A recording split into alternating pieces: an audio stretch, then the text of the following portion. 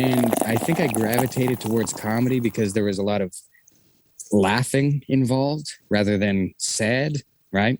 Sad or angry. Like laughing just seemed like it was way better for some reason. I don't know what it is about laughing that just seems way better, but laughing is, laughing is just the best. Hey, what's up, Vox and Hops heads? I'm Matt, the vocalist of Cryptopsy and the host of the Vox and Hops Metal Podcast, brought to you by Untitled Media, where I sit down with fellow metal musicians, talk about their lives, music, and craft beer.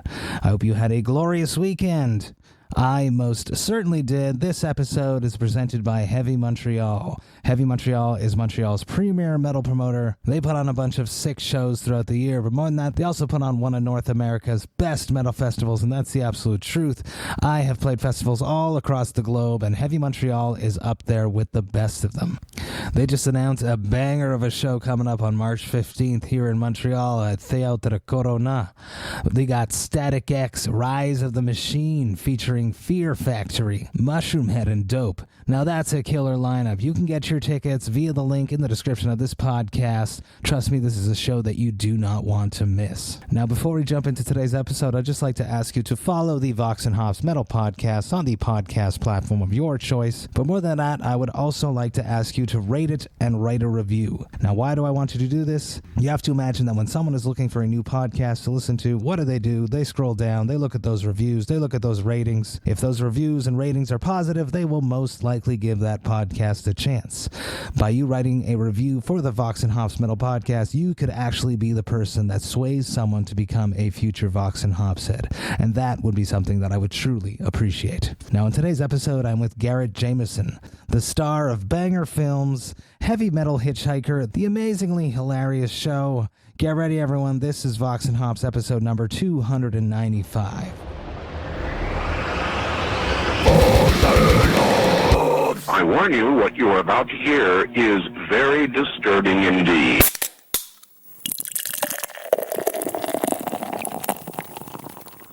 Hey, what's up, everyone? Today I'm with Garrett Jamieson, the comedian, the actor. He was just in Heavy Metal Hitchhiker, which was a part of Banger Films, YouTube content, a very funny human. He's into metal. I don't know if he's into beer, but we're about to find out. Garrett, how you doing? I'm doing all right. I'm just hanging out here in Winnipeg, Manitoba right now. It's very humid outside. Yeah, humid. Like I'm wet. I'm wet right now. I'm hot and I'm wet. I'm living life.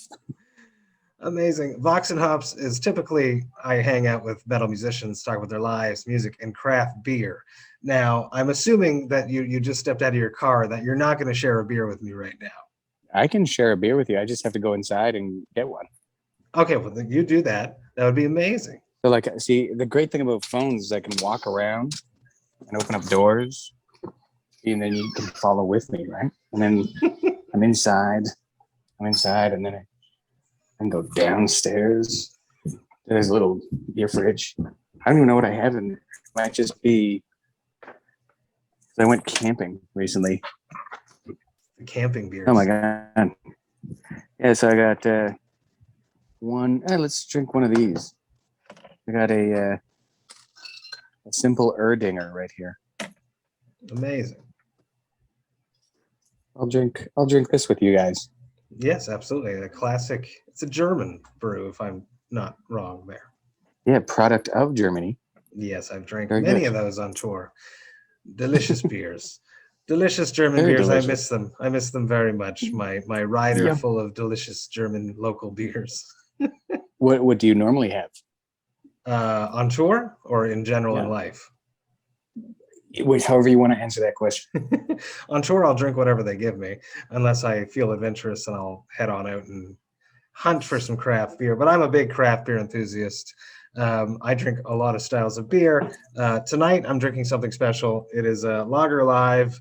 This is a interesting collab. It's a Facebook group, Gang de Metal du Province de Québec. So it's the Quebec Metal Association, basically, on Facebook. They're 20,000 strong, and Maltco Brasserie teamed up with them to create a brew for metal shows or metal events.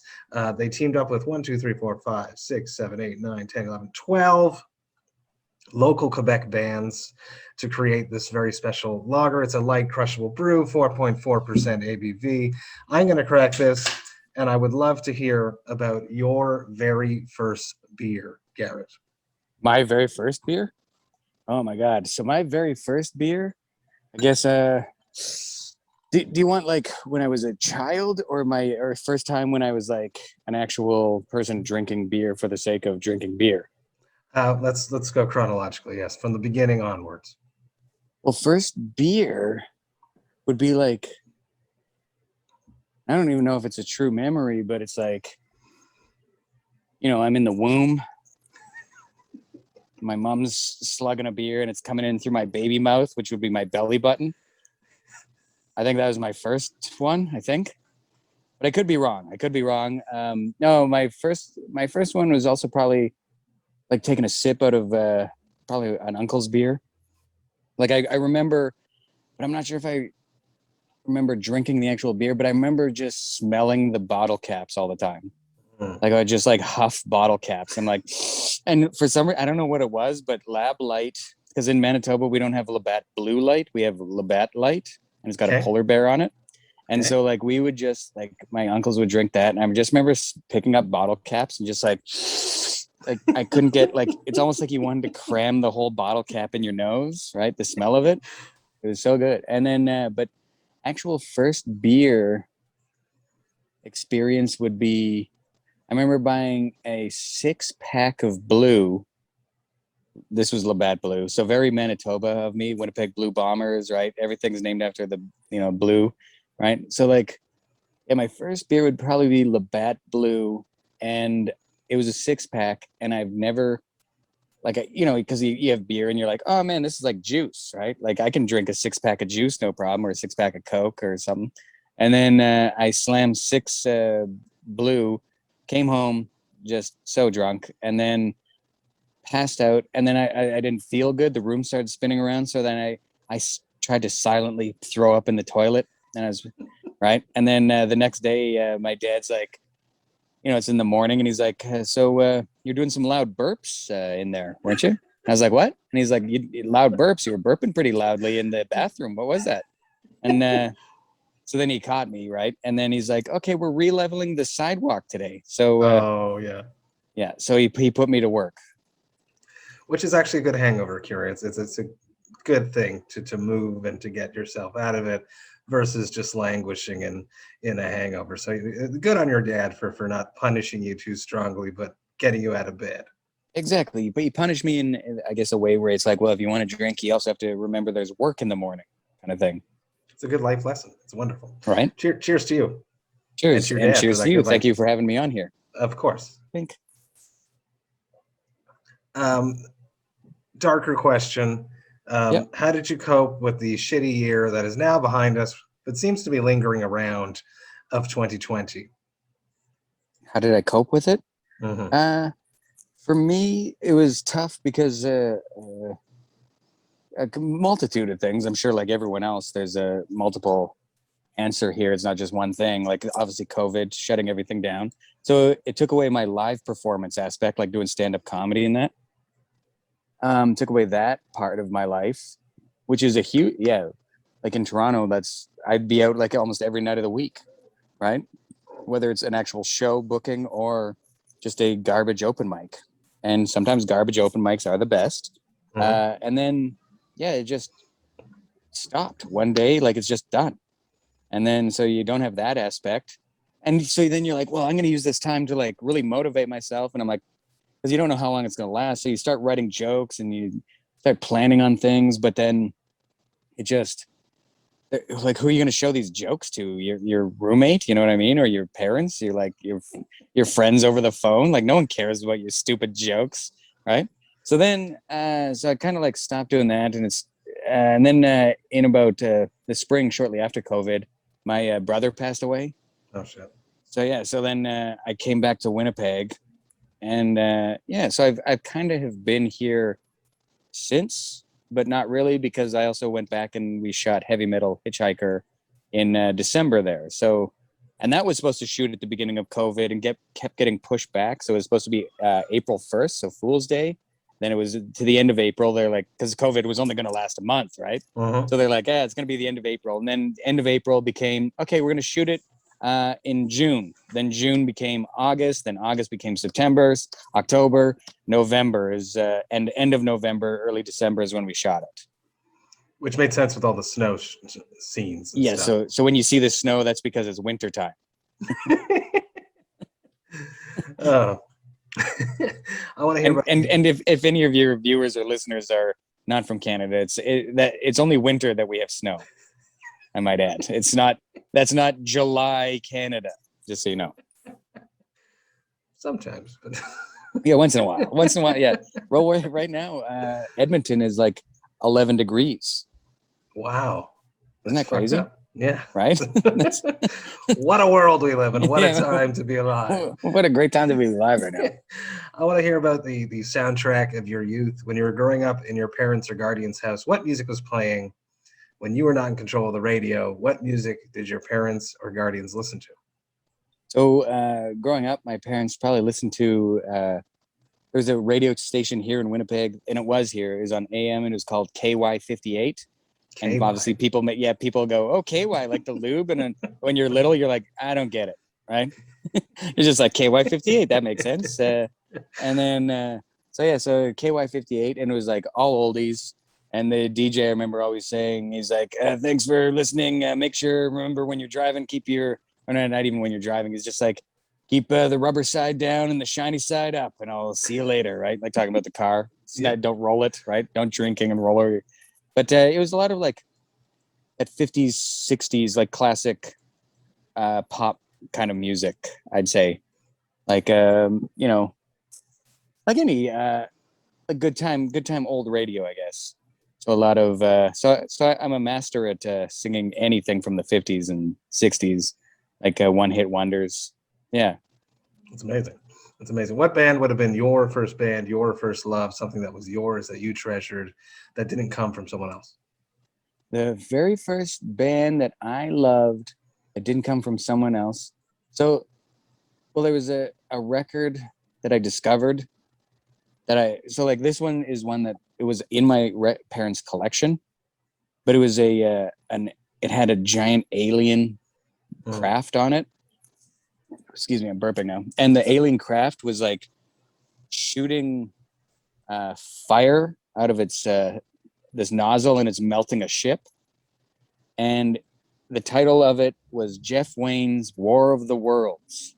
And it's like a rock opera kind of thing. And I discovered this because the imagery when you're a child is so terrifying and cool, right? And then you see it and you're like, what is this? And then you play it, and then I couldn't get enough of it.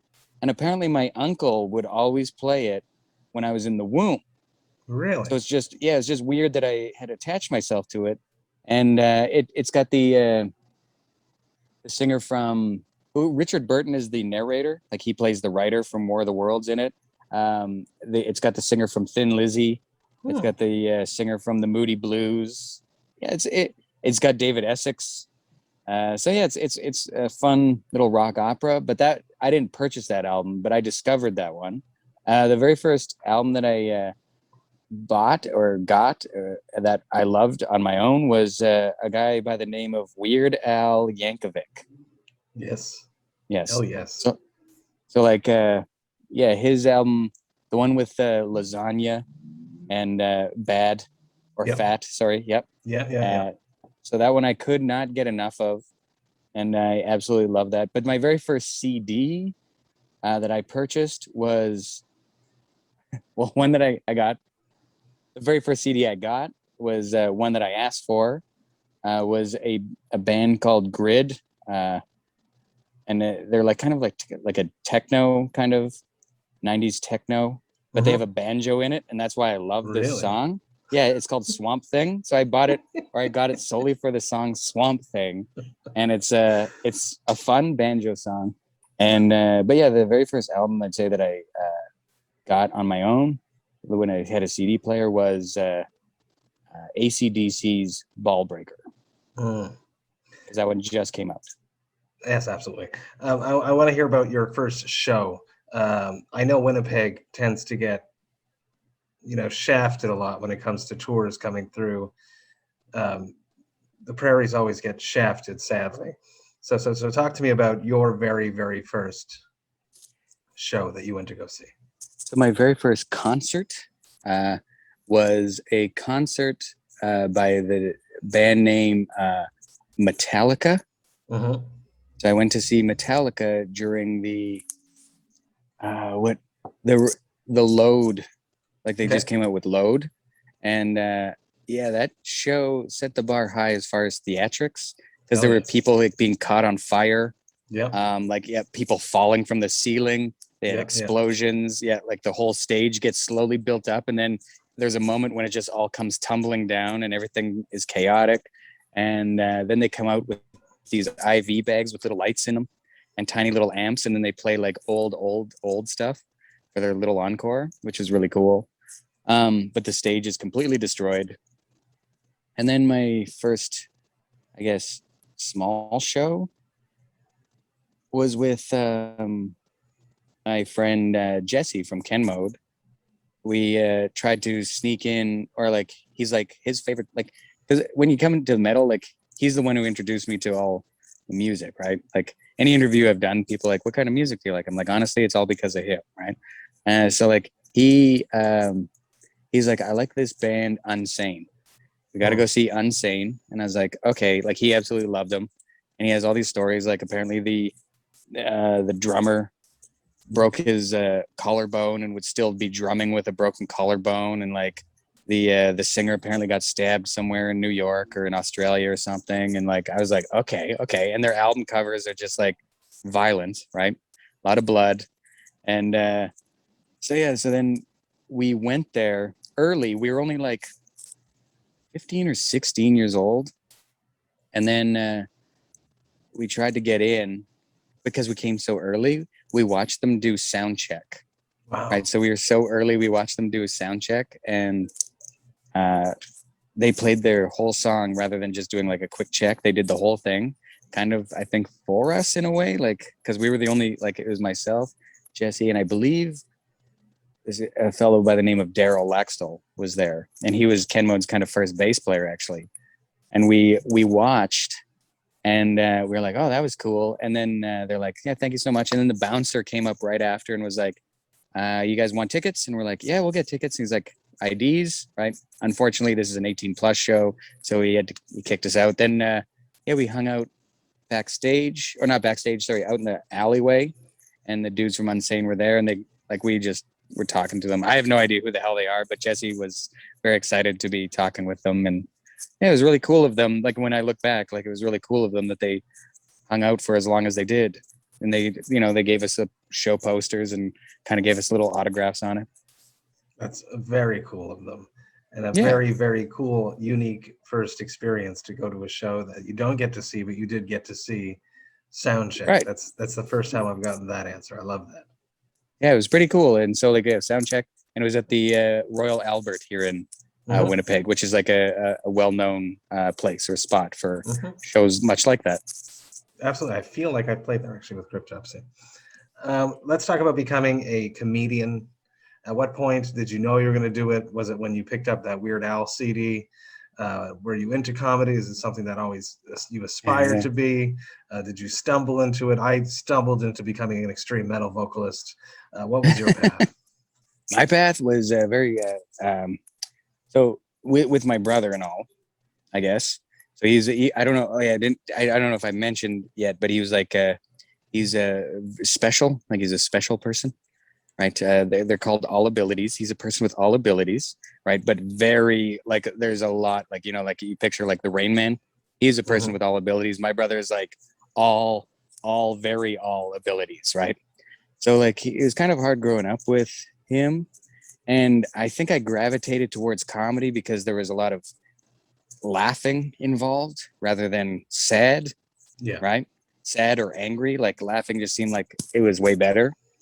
For some reason, I don't know what it is about laughing that just seems way better, but laughing is laughing is just the best. And I remember watching this show called Caroline's Comedy Hour, and it was hilarious. Like they had, you know, these people standing in front of a brick wall, just telling not jokes that you're used to when you're little, but, you know, funny things, a stand-up comic. And these are nobodies. Like these weren't famous people, and they were making crowds of people laugh. And I'm like, that's what I want to do. So come grade 6, I'm burping so much. Come grade 6, there was a day where it's like, come dressed as what you want to be when you grow up. And I came dressed as a stand-up comedian. So I got rid of my sweatpants. And put on jeans for the first time in my life, pretty much. And then I also had like a floral shirt that I tucked in, like one of those, casual Friday kind of shirts. So I looked more like, you couldn't tell if I was a young banker on Friday or, or an actual stand-up comedian from the 80s. It's hard to make it as an extreme musician. I feel like it's even harder to make it as a comic. What work did you put? I know there's a lot of work. You're actually the first comedian that I've had on the podcast out of. Yay! I'm doing it. Out of like 290 guests. So nice. I'm 291. The funniest of all numbers, I might add. It's a lot of work that goes. I love comedians. I don't know why I haven't had one on yet. There had to be a metal aspect to it, and Brian hasn't been returning my phone calls as of yet. So, Hussein? But yes, exactly. Yeah. Damn it, Hussein. Get on it. Talk to me about what work went into getting where you are. I know it's a complex question, but what steps did you have to take to go from that? What do you want to be grade 6 day to where you are now? What steps did I have to take? Well, okay, so I thought like as a comedian, like I didn't know how, because I don't know, in your family, are there any other entertainers? Not really, no. My grandfather used to go to the bar and sing. Yeah, so my like great-grandfather, and he would get free beer. So I've got the free beer thing down, and I've got the singing thing down, and I've just, you know what I mean. Yeah, I got the singing thing down. Free beer, that's no problem. But actual, employment, no. So so in my world, there's nobody. Like I have like some people who maybe do a little bit of art, maybe, but they're not like. But that's not their career, right? And entertainers, certainly no entertainers. But I do have like an uncle who's like the funniest guy at a party, and he has a million jokes, right? So I do have that aspect, and I do have like uncles who are fan of comedy, so like you get introduced to comedy in a certain way, so you understand what is funny and your sense of humor. So it's like Far Side and Monty Python for me, right? And so then from there, I'm like, oh man, you get to. Oh, and I was like valedictorian in every year from grade 6, let's say, grade 9, and then grade 12. Really? Right? Yeah. And well, and it's not because I'm the smartest kid. It's because like I was like the one chatting it up, like making a class laugh, I guess, right? The class clown, so to speak. And then so I loved entertaining, and I love that side of things, and I like making people laugh. So then I'm like, how do I go about that? And since you have no one to really turn to, you go to your guidance counselor, and they're like, well, I don't know, like, because they don't know. No one knows here in suburbia, in Winnipeg. So they're like, I don't know what you do. Just do it, I guess. And you're like, okay. So then I'm like, I really didn't know what to do. So I was going to get a regular job as a firefighter or something. But I went to 1 year of university, and I took filmmaking class because I just assumed, like a lot of my favorite stand-ups are also movie actors. So I'm like, in my mind, it was to become a celebrity movie actor and then do stand-up. So I was backwards, right? And then, I ended up finding, I really love this class called creative writing. And it was like poetry and stuff, but it's not what I want to do. But I'm like, well, when I go back to school, that's what I want to do. So I typed in creative writing on the internet, and it came up a class called Comedy Creative Writing in Toronto. And Joe Flaherty was a teacher, and a lot of bigger Canadian comedians were teachers, and like Robin Duke from SNL, and like Dave Flaherty, Joe's Flaherty's brother, was the writer from Maniac Mansion and SCTV. So like he's teaching, and like, so I went to Toronto, and ever since then has just been doing stand-up comedy, sketch comedy, anything funny, and then musical comedy, you name it. If it's to get a laugh, I was there. It's rigorous work getting your material together, hitting those stand-ups night after night, ironing out a routine. It's so much more complicated than just writing a good song and performing it well. Yeah, that's the thing. Is like, it's funny because like there's so many similarities between us and so many differences. Like the one, is like you can play the same song again and again to the same crowd, and they're like, yeah, nice, let's hear that song again. To me, they're like, yeah, we heard this one, right? Like, move along, buddy. And it's like, yeah, even if it's a year apart, like they're like, okay, we've already heard that. Yeah, he did the exact same stuff last year. And then and the other funny thing is, like, when I go touring to a town, it's not for one night. Like musicians, like when I'm on the road with Ken Mode, like it's like you load in all the gear, perform, unload all the gear, and then take off to the next place, right? Whereas in my world, it's like sometimes it's like that, but you're not loading gear, and usually you show up to a town and you're there for 4 days, right, or a week, and then you take off. So it's like, yeah, there's like the differences, similarities. We still both get to sit in vehicles and eat horribly a lot of the times, and we get to free beer. Free beer. That's why we started this. I was definitely going to ask about going on tour with Ken Mode. Obviously, you growing up with Jesse covers that whole thing. What's the different feeling performing to a crowd of fans of a band versus a crowd full of comedy fans, people that show up to a comedy show? So the slight differences are a comedy crowd is there to see comedy, right? That's the big one, right? That's the main one right off the bat. But yeah, for the type of world that Ken Mode is in, they probably have the best fans for someone like me to come in and do comedy, especially the way we have it introduced. Like, I used to just come up on stage and people are like, who the fuck is this guy?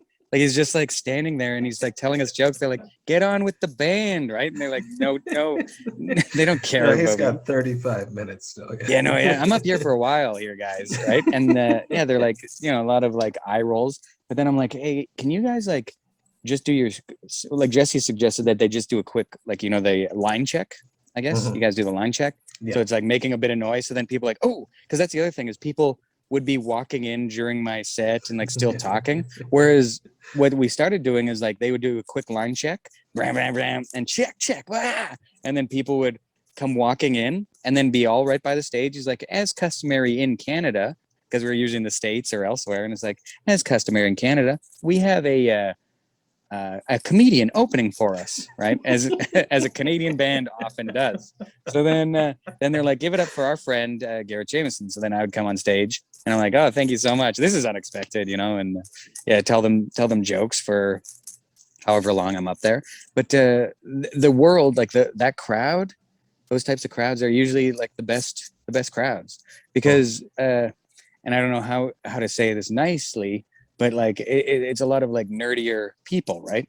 And so like in that world, and they're the ones who are like more open to also taking in new things. So they're like, most people are like, comedy, this is weird, new. Okay, I'll listen. And then it's up to me to lose them, right? So if I'm bad, then I'll lose them. Yeah. So it's my fault. But I'm given the chance, which is the best. If you perform for a punk crowd, those guys can go to hell, right? Like, like a punk crowd is the worst crowd to do that from because they're like, who's this guy who's trying to make us laugh, bring us joy, oi, oi, oi, right? And they're like kicking around and they're like, and they're all angry. And I'm the man telling them what to do. I'm like, here, I'm going to tell you a joke to make you laugh. And they're like, go to hell, you old man. And I'm like, oh, leave me alone, you 12-year-old punk, right? Anyway, that's... There's also metal crowds. Metal crowds are a lot of times older in some respects.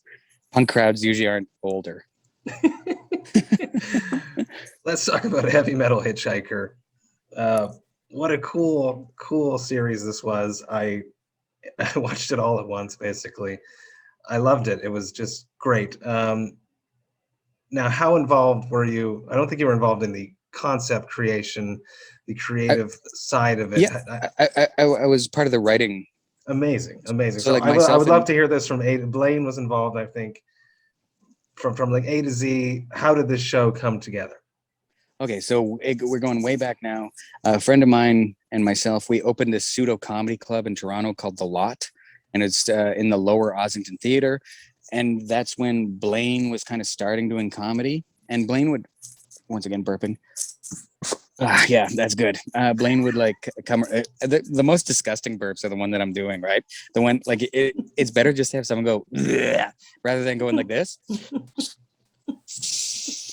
Like you, because then you know it smells like garlic or something gross. Like I'm like I sound like a martial artist, like trying to lift, right? But blowing it out. Anyway, so it just reeks around me right now. It smells so bad, but it smells good if you love garlic.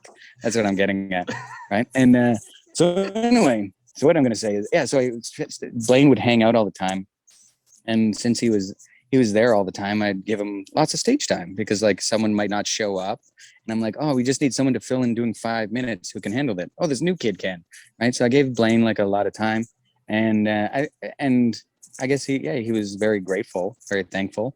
Plus, he knew that I was on the road with Ken Mode, and I got to play with one of his favorite bands, Weed Eater, right? Yes. And he was really pumped about that. Like he loves, yeah. So then he was like, "Oh, that's so cool that you get to meet Weed Eater and all this stuff, right?" And I was like, "Yeah, I guess it is." Like, and then he many years later, this I guess 2019. He messaged me out of nowhere and he's like, do you want to be in this thing called Heavy Metal Hitchhiker? Like they're looking for like a lead thing with Banger TV. And I was like, honestly, man, I'd love to. This is amazing. And so, yeah, he brought me in, met this guy named Brian Pico. And Brian Pico is the original. Like if you look, I guess, on online, like they'll have the original trailer, I guess, for it. And anyway, Brian Pico is the original director and creator of it. So that's his idea. And we had to create this trailer to, I guess, get like media funding. Like so we approached Bell, and Bell approved it. Then we picked it up, and he's like, "Okay, great. Now you guys can write it." So Blaine and I started writing, putting it together. Brian would come up with ideas, and then Blaine and I would flesh them out. And is it flush or flushed? Flush it out, flesh it out. Either way, we fleshed it out, right? Flushed it out. We flushed it. We did some kind of eshing, and the upper echelon, right? We did that, and anyway, we had the episodes all together, and that's when it like COVID hit, right? And we're like, nah, shit. So we're gonna push it back some more and push it back, and it kept getting pushed back. Then Brian ended up having to do another documentary with Banger TV. So then he wasn't available. So then it was kind of put on hiatus. And Craig Mailman, the producer, many times it was going to get canceled. But he's like, I can't let this thing die. We've already put too much work in it. So he's the reason that it stayed alive. Like he was like the last minute ditch. Like if this was a volleyball court, like Craig Mailman was the guy who comes running way out of bounds and just knocks it back into play, right? And the way he did that was he found another director who was just finishing up, I think a Triumph documentary. But yeah, anyway, but that director is Mark Ricciardelli, and Mark Ricciardelli agreed to join if he could rewrite a lot of the script and direct it and edit it. And obviously Craig's like, yeah, sure, whatever, right? And so, yeah, he rewrote a lot of the episodes and gave it heart, I think. Like he actually, like, whereas Blaine and I, when we wrote things, we're two jokesters. Like everything I write is just pure joke. It's like joke, joke, joke, joke. And same with Blaine. Like it's like, oh, that's funny. It'd be funny if they say that. Yeah, imagine saying that, right? But then Mark actually gave it heart. So you actually cared about my character, I think, throughout it. Yeah, and so like some of the characters are the same that we had written down, but Mark added in like the whole that the girl aspect, like and what other aspect he added in that kind of like how the at the end, like just the way it wrapped up was it was him, and also like the Limp Bizkit characters in, so Blaine's character in the Woods was also his. Yeah, and also Mark took it out of, because it was all going to be just in the car, like the whole time. Like each episode was just going to be sitting in a car, and that's it. Very simple. But he got it so he's like, okay, we're out in the woods. We're like, basically out in the woods. so we're outside of the place, which is great. Awesome. Really, really awesome. Let's talk about Mitch, your character. Definitely someone with a big heart, and it's great that the new director brought that in. How similar are you to Mitch? Would you go on an epic quest to return a guitar that you found outside a service station for one of your favorite bands? Yes, I would. I would be. I'm like Mitch is in the sense that I would, at the drop of a hat, if you were like, hey, man, I need your help. We need to drive across country right now, and we need to hit Vancouver Island to deliver insulin to my sister, who's like, for some reason, can only get insulin from me, and I can't fly. Will you just like drive with me?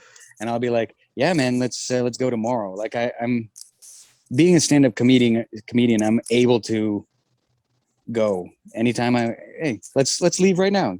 You and me, let's just take off, right? And I know that I'll make it along the way by just booking shows. You know what I mean?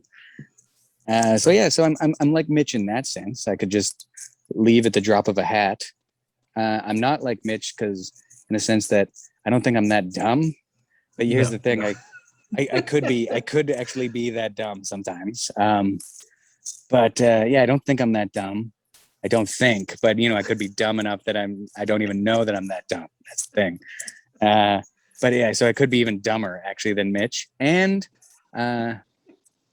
if you want to know actually who I modeled playing him after is myself, obviously, because that's all I know is myself. But SpongeBob SquarePants. I could see that. Is kind of like a lot of wide eye and be like, like the quick change of emotions and very cartoonish. So I played more SpongeBob, I'd say. I could definitely see that. A sequel. Is there a future to this story? God, I hope so.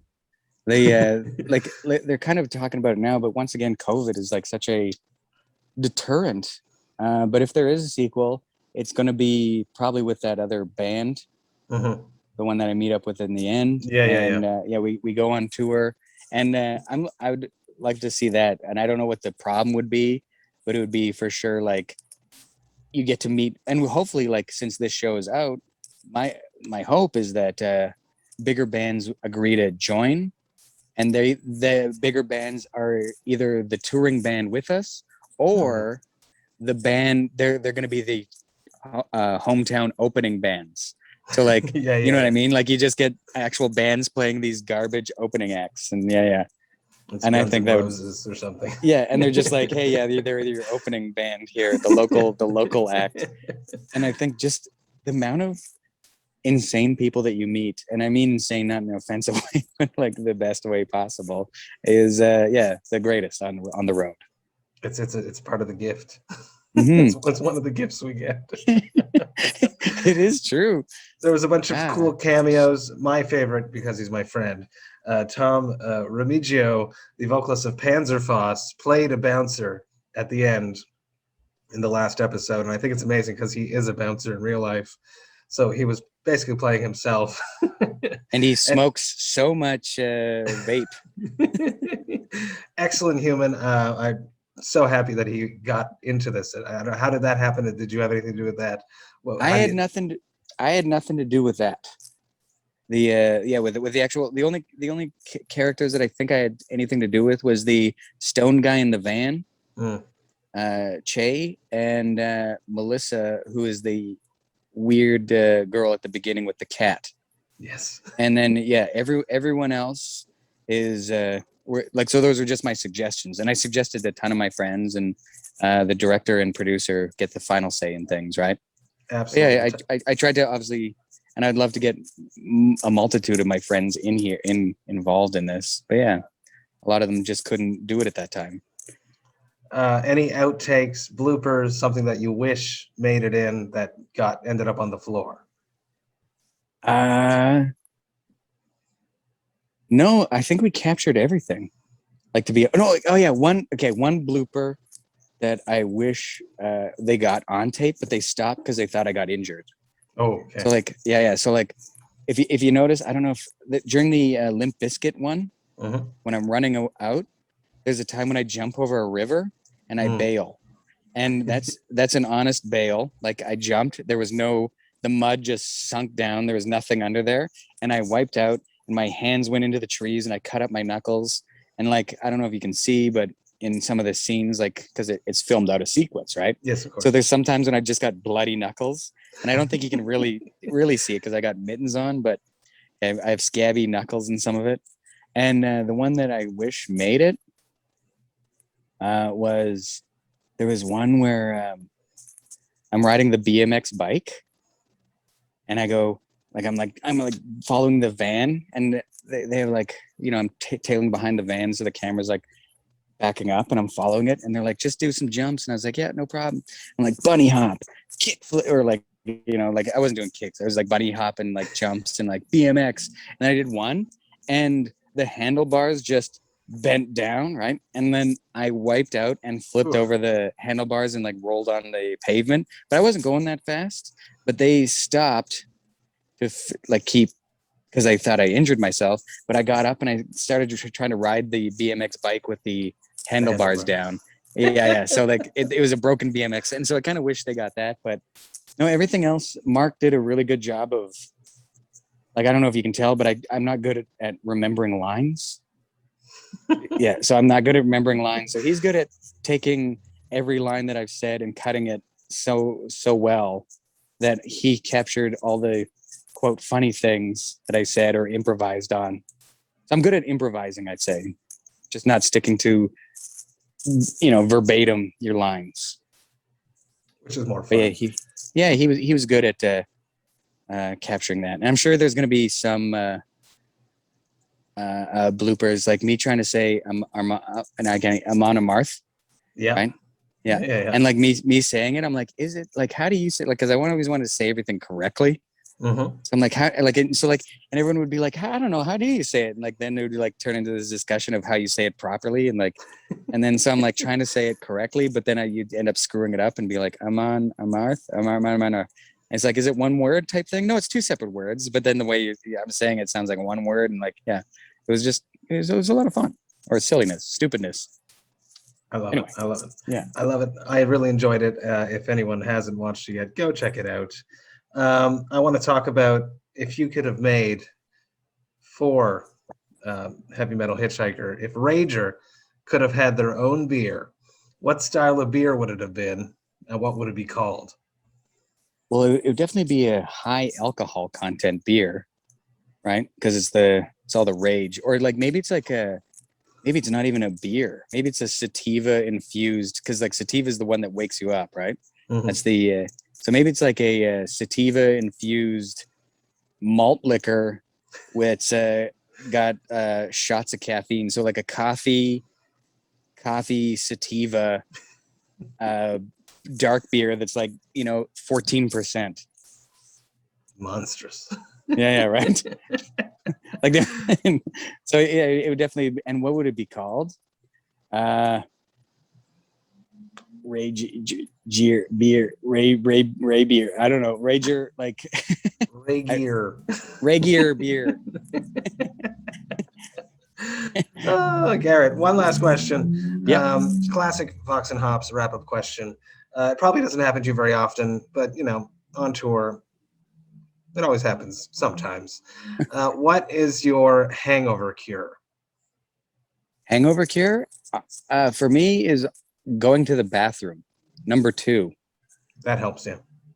Yeah, like that's the best cure I think out there. Like people go like, oh, you eat eggs, runny, or like drink water, right? And water is obviously good. Coffee is great, but the thing that makes you feel the best is can I say poop on the radio? You can say poop and shit and fucking whatever you want to say. Yeah, so it's when you take a fucking huge poop in the shitter, right? You know what I mean? Like you just fill up the goddamn toilet with so much crap that, but yeah, like, oh my God, the feeling that washes over you. My God, like it's like better than sex. Amazing. Garrett, thank you so much taking the time talking to me about your life, metal, and craft beer. I really, really appreciate it. Very stoked to have connected with you. Looking forward to sharing a brew together. Thank you for being the very first comedian on Vox and Hops. Hey. That makes me very happy. No problem. Thank you. And if you need any contacts of other comics, just ask. You now know how to reach me. I do. Don't tell Cheers anyone, to but you. I'm growing a weed plant. Oh shit! Cheers. Cheers, Garrett. Cheers. Thank you so much. Hey, thank you all so much for listening right to the end. You know that I love and appreciate that. Man, did Garrett ever have me laughing. This was a fantastic conversation. I really enjoyed myself. First comedian to be on the podcast, and he definitely will not be the last because I absolutely loved my experience being with a comedian. They are obviously very funny, and it's fun to be with them, so I'm going to do more of it. I'm looking forward to seeing new Heavy Metal Hitchhiker content coming up in the next year because I loved the show. If you enjoyed this episode, you should sign up to the Vox&Hops Metal Podcast mailing list. You can do that on my website, voxandhops.com. That's VOXANDHOPS.com. And when you do that, you shall receive one email a week containing all of the details of everything that has happened throughout the past week in the world of the Vox&Hops Metal Podcast. There are a whole bunch of amazing things coming up in the world of the Vox&Hops Metal Podcast. I would hate for you to miss a single thing, and the best way to stay updated is to sign up to that mailing list. So please do me a favor and do that, because I would hate for you to miss a single thing. The Vox&Hops Metal Podcast is brought to you by Sound Talent Media. I hope you have a glorious rest of the week. I will be back next week with 2 episodes, but until then, remember to enjoy life, metal, and craft beer. Cheers, Vox&Hops heads.